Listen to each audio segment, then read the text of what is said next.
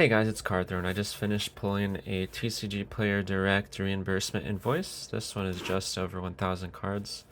So you can see underneath my new sorting mat. But I'll be going over this mat in a later video, because I do plan on offering them for sale on my website. But anyway, let's just get into the cards. Sold a lot of Pokemon today. More Pokemon than Magic in this reimbursement invoice. That's kind of rare. Usually we end up selling a higher volume of Magic. So it's nice to see Pokemon selling well. But yeah, I will start buying Japanese Pokemon bulk now. If anyone has any of that to sell me. There's not really any other buyers. There's only like one buyer I could find that buys Japanese bulk in the US. So reach out to me if you have any of that to sell. Ravnica Allegiance, GRN. I've been getting a lot of cards listed lately, getting through my backlog. The process I'm most lazy about is probably condition checking and putting cards away. I'll get a bunch of cards listed and then I'll just put them in a box and then forget to put them away. It's best if you put the cards into your inventory immediately, so whenever you go to sell them, you don't have to like look in a separate box outside of your inventory. I would suggest that. But yeah, my goal this year is just to expand my inventory as much as possible. Right now I only have a little bit over 100,000 cards listed on my TCGPlayer store. I would like to 5x that by the end of the year if possible. We'll see how it goes though. I do have enough shelf space now for all the cards. Put together some more Home Depot 6-tier shelves. I like to combine them. I combined 2 of them into a 12-tier shelf, but in the future I might try only 9, because if you have all 12 shelves, it is kind of hard to reach in and grab the cards. You have to pull the box off of the shelf. Also, if there are any kind of videos you guys would like to see, just let me know in the comments below. I kind of don't really know what kind of content to make. I kind of just been showing off my sales recently. I would like to go deeper into my business process. If you guys are interested in that, just the ins and outs of selling on TCGPlayer or eBay. I've been doing TCGPlayer for almost a year now and eBay for years and years, so I do have quite a bit of experience under my belts. Skull Claims, Soul Rings. I remember all of these cards used to be more valuable back in the day, but they just reprint this stuff so many times that it really tanks the value of anything. I mean, I guess that's good if you're a player. You're like building commander decks or something, but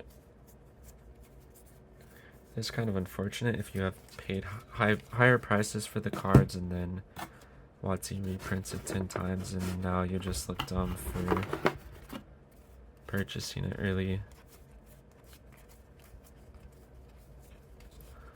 But I guess it's overall good for the game to have decks cost less. I remember back in the day when I used to play, there were actually standard decks that were close to $1,000. Like back when Jace the Mind Sculptor was in rotation, those were like 100 each.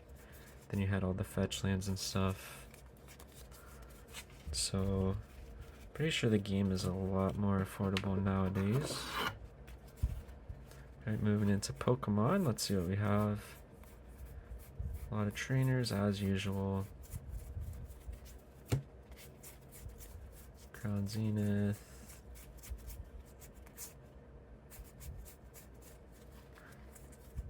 Yeah, I had some questions recently. People asked me what I do with the bulk. But yeah, it's basically not a secret. I sell singles and I sell bulk lots. There's nothing crazy or secret about that. Just a lot of work, and most people I would recommend not dealing with your bulk. Just sell it to a bulk buyer, because to make this worth it, you need a really, really large volume of cards you're going through every day. And if it's just going to be a side gig, there's probably better things you can do with a limited amount of time. Like getting into grading cards. The margins there are really good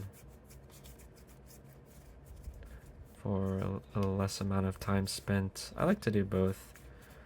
Basically, dealing with the bulk singles is my busy work, and then whenever I have a lot of capital freed up, I'll buy a lot of cards to grade. But grading cards is very capital intensive, and you have a lot of money tied up for a lot of time. And waiting for those returns to come back. And it's hard to stay liquid, so I find with like dealing with the lower end stuff like this, I can just buy and flip immediately. That gives me more cash flow to work with, and it's worked out for me pretty well so far, as I have expanded my inventory. Basically, you want to have as many cards listed as possible, as many unique cards. You don't want like 1,000 copies of the same common. But yeah, the more you have listed, the more multiple quantity orders you'll get, and also the higher prices you can charge for things. Like a lot of these reverses and hollows, I'm not low list. I just set my floor price and then go from there. Like I'll make sure that my floor price is at least 2x whatever I'm buying the bulk for. So like I wouldn't list a reverse hollow for less than 15 cents, whereas some people would list a card like this for around 7 to 8 cents. Doesn't really make sense to me. If I'm paying like 7 cents for bulk and then I'm selling it at that, I'm just taking a loss. So I make sure I don't lose at all if I'm selling an individual card. It does mean some cards will sit for longer, but that's okay. I like to have a large inventory available.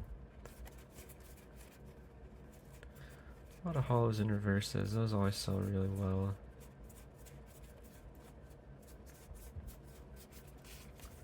And the last little chunk here, we'll go through that really quick. Yeah, smash like button, comment, subscribe. I hope you guys enjoyed going through these cards with me. It is tedious to pull 1,000 cards out of inventory, but if you have everything organized well, it doesn't take too long. Yeah, thanks for watching. Hope to see you guys in the next one. Goodbye. Alright, and here's how it looks once it's all packed up. I put a little bubble wrap in here to fill the extra space.